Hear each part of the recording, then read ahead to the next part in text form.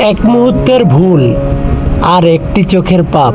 একজন সাধু ব্রাহ্মণ কিভাবে পতিত হলেন কামনার ফাঁদে, এবং মৃত্যু শয্যায় এসে কিভাবে তিনি অবাক করা এক অলৌকিক মুক্তি পেলেন। আজকে গল্প সেই অজামিলের। হরে কৃষ্ণ, স্বাগতম আমাদের ভয়েস অফ গীতা ভক্তির বার্তা চ্যানেলে। এখানে আমরা শাস্ত্রের আলোকে জীবনের শিক্ষা খুঁজে বের করি। আজ আমরা আলোচনা করব কামনা, পাপ ও মুক্তির এক অসাধারণ কাহিনী। ভাই ও বোনেরা, আজকের যুগে মানুষ সবচেয়ে বেশি যে জালে বন্দী তা হলো কামনা। নারী পুরুষের অবৈধ সম্পর্ক, পর্দার আড়ালে আসক্তি, অশুদ্ধ চিন্তা, এসব মানুষকে ভেতর থেকে পুড়িয়ে দিচ্ছে। ভগবদ্গীতায় বলা হয়েছে, কাম আসলে মানুষের শত্রু। কাম থেকে ক্রোধ, আর ক্রোধ থেকে ধ্বংস। কামনায় জড়ালে মানুষ ধীরে ধীরে পরিবার হারায়, সম্মান হারায়, আর শেষ পর্যন্ত ভক্তি হারিয়ে অন্ধকারের পথে যায়। একবার কাশীর কাছে এক ব্রাহ্মণ ছিলেন, তার নাম ছিল অজামিল। তিনি ছিলেন শুদ্ধ, ভক্তিময়, শাস্ত্রজ্ঞ, প্রতিদিন ভগবানের নাম জপ করতেন। কিন্তু একদিন বনে গিয়ে তিনি দেখলেন এক শূদ্র মানুষ এক পতিতার সঙ্গে অপবিত্র আচরণ করছে।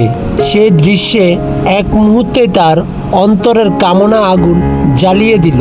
অজামিল চেষ্টা করছিল ভুলে যেতে, কিন্তু সেই ছবি তার চোখের ভিতরে আগুনের মতো জ্বলতে থাকলো।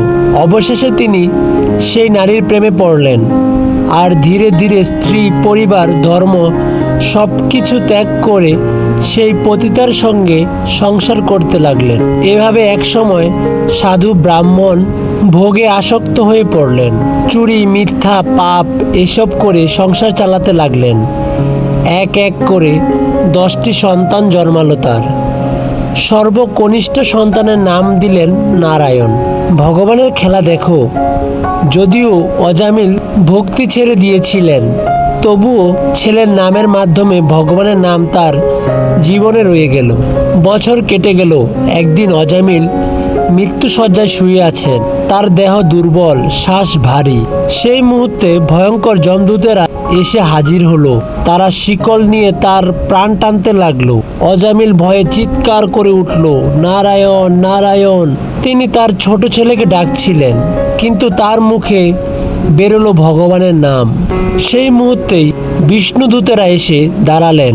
তারা যমদূতদের থামিয়ে দিলেন। যমদূতেরা বলল, অজামিল তো পাপী, ওকে আমাদের সঙ্গে যেতে হবে।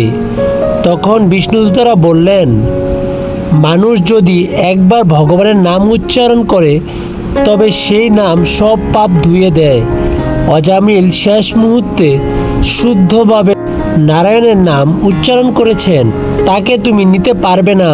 এভাবেই অবৈধ কামে পতিত অজামিল ভগবানের নাম কৃপায় মুক্তি পেলেন। অজামিলের কাহিনী আমাদের শেখায়, অবৈধ কামনা মানুষের পতনের মূল।